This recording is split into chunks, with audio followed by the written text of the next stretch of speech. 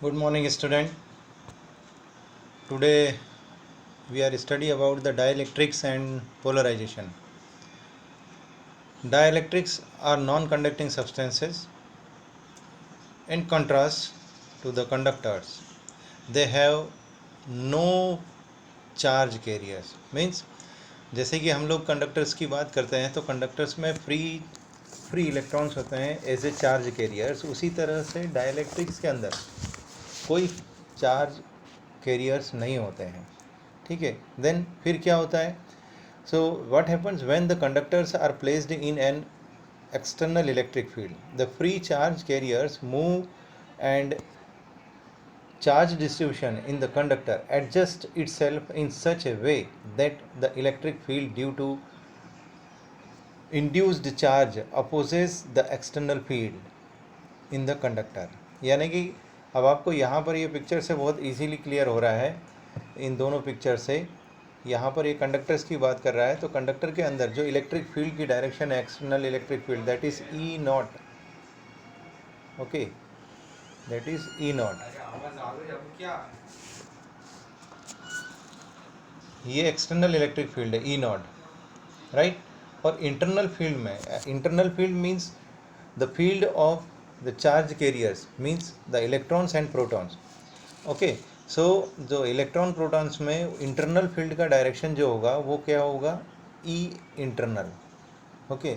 And so the net electric field inside the that conductor is 0. Okay, so that's why conductors in the external field they are adjust themselves. The inside the electric field is 0, net electric field is 0. But in place of that dielectrics, okay, if there are the dielectrics, then what happened? So in the अब ये conductor की बात कर रहा है. This happens until in the static situation. ये static situation में रहेगा, लेकिन जब कंडक्टर को कहीं ज्वाइन कर दिया जाए कंप्लीट सर्किट में तो वो करंट फ्लो करने लग जाएगा. The two fields cancel each other and inside the conductor की बात कर रहा है. Two fields are cancel each other and then net electrostatic field in the conductor is 0 in a dielectric. Now in case of dielectric के case में क्या कह रहा है कि डाइलेक्ट्रिक जो है ना, इन a dielectric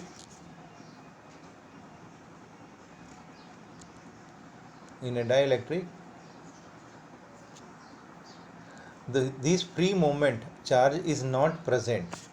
Okay, so it turns out that the external field induced dipole moment and stretching or reorienting the molecule of dielectric.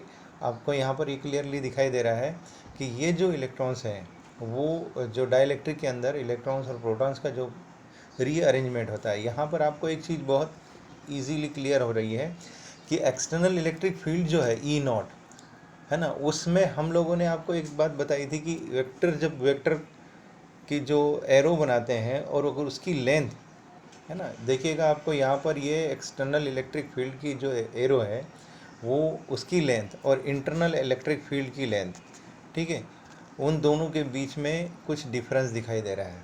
ठीक.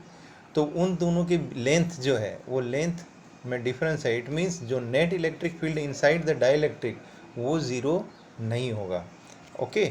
सो दैट्स वाई ये इनकी इस प्रॉपर्टी को कहीं हम यूज़ कर सकते हैं, वो अभी आगे आपको नेक्स्ट टॉपिक में बताया जाएगा. सो the collective effect of all the molecular dipole moments in net charge on the surface of the dielectric which produce a field that opposes the external field. वो एक्सटर्नल फील्ड को आपको यहाँ clear picture में दिखाई दे रहा है कि वो एक्सटर्नल फील्ड का अपोज कर रहा है. Okay. opposes the external induced does not exactly cancel the external field, it only reduces it. The extent of the effect depends on the nature of the dielectric. अब ये किस चीज़ पर depend करता है? ये डिपेंड करता है डाइलेक्ट्रिक के नेचर पर. Okay. To understand this effect, the effect we need to look a charge distribution of a dielectric at the molecular level. Okay. Now the molecules of a substance may be polar and non polar. अब ये dielectric जो substances होते हैं ये polar और non polar दो type के होते हैं, right. In a non polar molecular the centres of the positive and negative charge को इंसाइड। जो पोलर होते हैं उनमें क्या होते हैं ये देखिएगा, जो नॉन पोलर हैं उनके जो सेंटर्स हैं, न्यूक्लियस या कहें the new molecules of a substance may be polar or non-polar.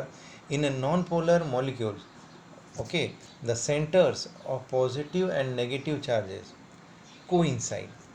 Positive और नेगेटिव चार्ज के ये जैसे आपको दिखाई दे रहा है यहाँ पर, है ना, ये या ये कहें, इनमें क्या हो रहा है, ये नॉन पोलर है। ये नॉन पोलर होने की वजह से इनके जो सेंटर्स हैं मॉलिक्यूल्स के, the molecules then has no permanent और इंट्रिंसिक डायपोल मोमेंट। इनका कोई इंट्रिंसिक परमानेंट जो कहें परमानेंट डायपोल मोमेंट नहीं होता है। फॉर एग्जांपल ऑक्सीजन है, हाइड्रोजन है ना, इनमें सिमेट्री होती है। So which because of their symmetry have no dipole moment. इसके अंदर इसीलिए इनके क्या होती है, कोई इनमें डायपोल मोमेंट नहीं होता है, राइट, क्योंकि कोइंसाइड होते हैं।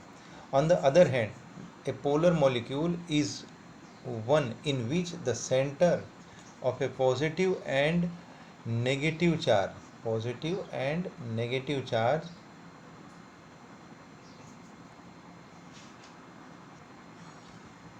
positive and negative charge are separated even when there is no external field, है ना, वो सेपरेटेड होते हैं। Such molecules have permanent dipole moment. इस तरह के मॉलिक्यूल्स में परमानेंट डायपोल मोमेंट होता है, जैसे कि HCl। आप इसको थोड़ा सा डाइल्यूट कर दो HCl को, तो HCl का जो सॉल्यूशन होगा एक्वस सॉल्यूशन, उसके अंदर हाइड्रोजन एंड क्लोरीन के, है ना, आयंस के फॉर्म में होगा। इसी तरह यहाँ पर H2O जो है वो भी पोलर है। उसमें एक बूंद एसिड का डाल दें तो वो भी आयंस में H पॉजिटिव हाइड्रोजन आयन और हाइड्रोक्साइड आयन के फॉर्म में आ जाएगा, राइट। तो यहाँ पर वही चीज़ दे रखी है HCl, राइट। ये HCl का स्ट्रक्चर दिया है, ये पोलर है, ठीक है। इसी तरह आपके पास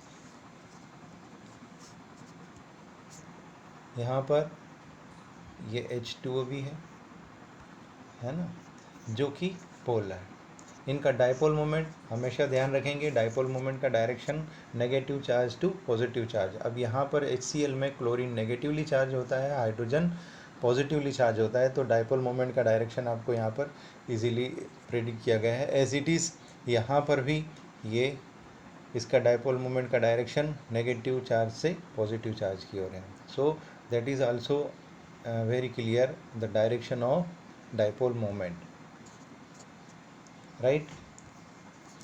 अब आते हैं कि जब ये एक्सटर्नल फील्ड में होते हैं, जो नॉन पोलर मॉलिक्यूल्स होते हैं, तो उसमें जो इलेक्ट्रॉन्स एंड प्रोटॉन्स, ये कहें कि जो मॉलिक्यूल्स हैं वो किस तरह से इलेक्ट्रिक फील्ड में, या कहें कि in initial position non polar जो मॉलिक्यूल्स होते हैं वो किस तरह से अरेंज होते हैं। तो यहाँ पर आपको ये क्लियर दिखाई दे रहा है कि they are coincide to each other. But जैसे ही ये external field means that external field is non zero, उसमें आते हैं तो दे आर जस्ट एडजस्ट, है ना, वो मॉलिक्यूल्स एडजस्ट होते हैं, उनके electrons and protons in just opposite direction of the electric field. As well as अगर हम नॉन पोलर की बात करें, a dielectric develops a net dipole moment. अब ये डायपोल मोमेंट फॉर्म करते हैं जब ये डाइलेक्ट्रिक होते हैं, और इलेक्ट्रिक फील्ड जब एक्सटर्नल इलेक्ट्रिक फील्ड ज़ीरो होता है तो वहाँ पर ये अट्रेंडम, इनका कोई मतलब कोई जो न्यूक्लियस और पॉजिटिव और नेगेटिव आयंस हैं या दो मॉलिक्यूल्स हैं उनके बीच का जो कोइंसाइड नहीं होते हैं न्यूक्लियसेस, तो वो फिर जैसे ही आपके पास इलेक्ट्रिक फील्ड आता है, external electric field, non zero external electric field, वहाँ भी ये अपने आप को अलाइन करने की कोशिश करते हैं, ठीक है। So in an external electric field and non जो विदाउट एक्सटर्नल इलेक्ट्रिक फील्ड में उनकी किस तरह से वो अलाइन करते हैं. So in an external electric field, the positive and negative charges of a non-polar molecule displaced in opposite direction. The displacement stop when the external force on the constituent charges of the molecules is balanced by the restoring force. जब तक restoring force, अब वो कब तक वो move करता रहेगा balance, जब अपनी पोजीशन से कब तक डिस्टर्ब होता रहेगा, जब तक कि वो बैलेंस ना हो जाए. So the non polar molecule thus develops an induced dipole moment. तो नॉन पोलर मॉलिक्यूल्स के अंदर क्या प्रोड्यूस हो जाता है, induced dipole moment. The dielectric है ना, the dielectric said to be polarized by the external field. We consider only the simple situation when the induced dipole moment is in the direction of the electric field and the proportional to the field strength. है ना, जो electric field है वो किसके, वो दो चीज़ों के, इलेक्ट्रिक फील्ड के डाइपोल मोमेंट जो है ना, direction of the electric field and the proportional to the field strength, उसकी डायरेक्शन पर और फील्ड स्ट्रेंथ पर, दोनों दो चीज़ पर डाइपोल मोमेंट डिपेंड करता है. Substances for which this assumption is true called linear isotropic dielectric. है ना, जिनके लिए ये एजम्पशंस ट्रू है वो लीनियर जैसे कि आपके पास सिंपल सा कौन सा है, HCl है, H2O है, ये लीनियर डाइपोल आइसोट्रोपिक डाइलेक्ट्रिक्स हैं. The induced dipole moments of different molecules and different molecules का जो induced dipole moment है वो add up हो जाता है, giving a net dipole moment of the dielectric in the presence of electric field. So a dielectric with polar molecules also develops a net dipole moment in an external field, but for a different reason.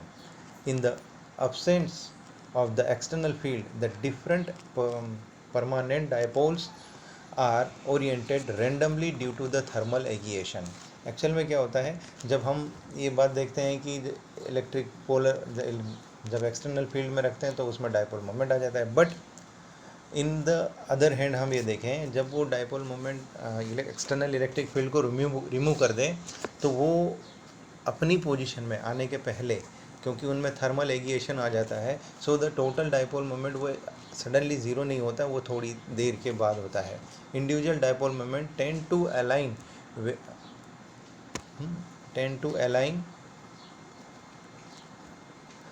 in an external field applied, the individual dipole moments tend to align with the field. When summed over all the molecules, there is then a net dipole moment in the direction of the external field, that is the electric dipole moment in the direction of the electric field, that is the dielectric is polarized. जो dielectric substance है वो क्या हो जाता है, polarized हो जाता है in the opposite direction of the electric field. The extent of polarization depends on the relative strength and to mutually opposite factors or the dipole potential energy in the external field. Okay, so ये दोनों चीज़ों पर depend करता है. With the field and then thermal energy tending to disrupt the alignment, है ना, वो अब थर्मल एनर्जी भी होगी ऑब्वियसली, जब इलेक्ट्रॉन्स फ्लो करेंगे तो वहाँ पर थर्मल एनर्जी भी प्रोड्यूस होगी और वो उसको क्या करेगी, डिस्टर्ब करेगी. So there may be an in an addition induced dipole moment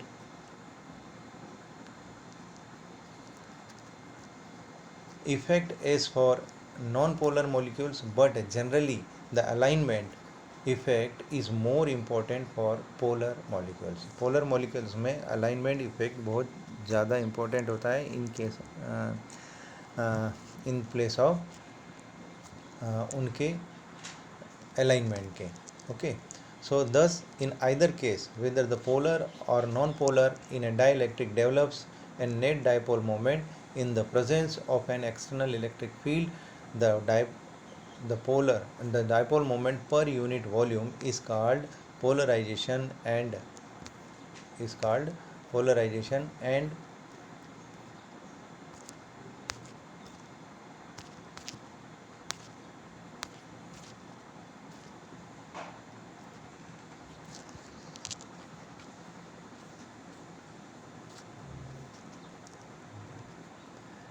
it is denoted by P, capital P, vector P, for the linear dipole and linear isotropic dielectrics. यहाँ पर एक आपको ये लेटर दिख रहा है, that is known as chi, where X E is a constant, P dipole linear isotropic dielectrics के लिए dipole moment P is equals to X E electric field E, okay, where xe is a constant characteristic of the dielectric and is known as the electric susceptibility of the electric medium. It is possible to relate xe to the molecular properties of the substance, okay, but we shall not pursue that here. मतलब इसको यहाँ पर हम लोगों को define नहीं करना है, लेकिन ये इलेक्ट्रिकल ससेप्टिबिलिटी है जो कि हम लोगों को मॉलिकुलर जो डिस्ट्रीब्यूशन है किस तरह से उसमें वो सब्सटेंस के जो मॉलिक्यूल्स हैं वो अरेंज हैं, ठीक है. So the question is how does the polarized dielectric modify the original external field ना in the original external field. So we are consider here dielectric modifying. अब हम क्या कंसिडर करेंगे कि चलो ठीक है, अब हम उसको एक तो यूनिफॉर्म इलेक्ट्रिक फील्ड में रखते हैं और उसका पोलराइजेशन है वो P. सो 10 अब यहाँ पर एक ये डाइलेक्ट्रिक लिया है ना, जो कि इस पिक्चर में आपको क्लियर दिखा रहा है. फिगर 2.33 में एक पिक्चर क्लियर कर रहा है. वो ये कह रहा है कि इसमें एक पिक्चर लिया है, सब्सटेंस डाइलेक्ट्रिक सब्सटेंस लिया है. एवरी जो इसके so the field causes a uniform polarization P. Electric field यहाँ पर दे रखा है वो E, जो कि इसमें पोलराइजेशन दे रहा है, यूनिफॉर्म पोलराइजेशन वो P है ऑफ दिस डाइलेक्ट्रिक, है ना. दस every volume element delta P, अब small delta V element volume element ले लें. सो of this slab has a dipole moment. अब इसका एक डाइपोल मोमेंट होगा, ठीक है. तो वो डाइपोल मोमेंट कितना हो जाएगा, स्मॉल एलिमेंट ऑफ वॉल्यूम. सो उसका कितना हो जाएगा P into delta V in the direction of the field. The volume element delta V is macroscopically small but contains a very large number of. देखिए अब आपको पता है कि 1 मोल में कितने इलेक्ट्रॉन्स होंगे, है ना. तो उसी तरह ये कि छोटा सा वॉल्यूम है लेकिन उसमें कितने इलेक्ट्रॉन रहेंगे. So small but contains a very large number of molecular dipoles anywhere inside the dielectric. Volume element delta V has no net charge though it has a net dipole moment. यहाँ पर net charge नहीं रहेगा लेकिन उसमें net dipole moment होगा. This is because the positive charge of one dipole sides close to the negative charge of the. अब यहाँ पर आपको क्लियर पिक्चर दिखाई दे रहा है कि ये पहले वाले का पॉजिटिव और दूसरे वाले का नेगेटिव क्लोज है ईच अदर, सभी पेयर्स में, सभी पेयर्स के अंदर आप देख सकते हो, राइट, इस तरह से. तो ये यही कह रहा है कि जब ये इस तरह से दो क्लोज जो मॉलिक्यूल्स हैं, एक का पॉजिटिव एक का नेगेटिव, वो एक दूसरे को डिस्टर्ब करते रहेंगे, ठीक है. सो नेट चार्ज डेंसिटी, अब यहाँ पर यही कह रहा है कि so this is because the positive charge of one dipole sits close to the negative charge of the adjacent dipole. However, the surface of the dielectric normal to the electric field. There is evidently a net charge density as seen in the positive ends of the dipole retain under unneutralized at the right. Means क्या होगा, अब यहाँ इस surface की बात करें, यहाँ ये वाली सरफेस की बात करें और ये वाली सरफेस की बात करें, तो यहाँ पर ये स्लाइडली ये नेगेटिवली चार्ज हो जाएगी, ये पॉजिटिवली चार्ज हो जाएगी, इस तरह से, है ना. तो ये है ना, ये कहें तो यहाँ पर thus the polarization of dielectric equivalent to charge surfaces उस तरह का बिहेव करेगी, एक नेगेटिवली चार्ज डेंसिटी की हो जाएगी और दूसरी पॉजिटिव चार्ज डेंसिटी की हो जाएगी। ओके, सो यहाँ से क्या चीज़ हो गई, तो इस तरह का हम एक ये चीज़ हमारे पास एक नई चीज़ है, the total field in the dielectric is thereby reduce from case when no dielectric is present, है ना। जब डाइलेक्ट्रिक उसमें प्रेजेंट नहीं तब भी हम उसको रिड्यूस कर सकते हैं। We should note that the surface charge densities, हाँ वो क्या है, plus minus sigma p arises from the boundary या bound not free charges in the dielectric. तो वो हम लोगों के लिए ऐसे यहाँ पर हम कितने भी जो इसकी सरफेस से इसकी चार्ज को बढ़ा सकते हैं, जिससे कि यहाँ पर हम बहुत सारा चार्ज स्टोर करके रख सकते हैं, right. Okay, thank you. Next time हम लोग कैपेसिटर्स एंड कैपेसिटेंस पढ़ेंगे। एक और चीज़ की मैं बात बताने जा रहा हूँ, जिसमें एक बात आप ये ध्यान रखें कि हमारे पास कोई भी कंडक्टर है, वो कंडक्टर में डिफरेंट जैसे सपोज़ हमारे पास ये एक इस तरह का कंडक्टर है, ठीक है। अब यहाँ पर हम ये देखें, एक रेडियस लें, इस कर्व का रेडियस लेकर एक सर्कल बनाए, एक यहाँ सर्कल बनाए और एक यहाँ इस छोटे से सर्कल को बनाए। तो हमें यहाँ पर जब चार्ज दे रहे हैं, इसको मान लो इसको चार्ज दिया जा रहा है, पॉजिटिव चार्ज दिया जा रहा है ना, ये इसकी होल सरफेस पे डिस्ट्रीब्यूट हो रहा है, लेकिन यहाँ पर इसकी रेडियस इस सर्कल की रेडियस, इस सर्कल की रेडियस और इस सर्कल की रेडियस, जो सबसे स्मॉलेस्ट सर्कल है उसकी रेडियस कम होने की वजह से वहाँ पर नंबर ऑफ चार्ज या चार्ज डेंसिटी क्या होगी, ज़्यादा होगी। सो इसका मीनिंग यह हुआ कि इलेक्ट्रिक फील्ड चार्ज डेंसिटी और radius of that curve surface पर डिपेंड करता है। तो जितनी रेडियस कम होगी वहाँ पर इलेक्ट्रिक फील्ड उतना ज़्यादा होगा, या कहें वहाँ चार्ज ज़्यादा पहुँचेगा, और जब चार्ज ज़्यादा पहुँचेगा तो वहाँ पर इलेक्ट्रिक फील्ड ज़्यादा होगा, right. Thank you, take care and study continuously, regularly.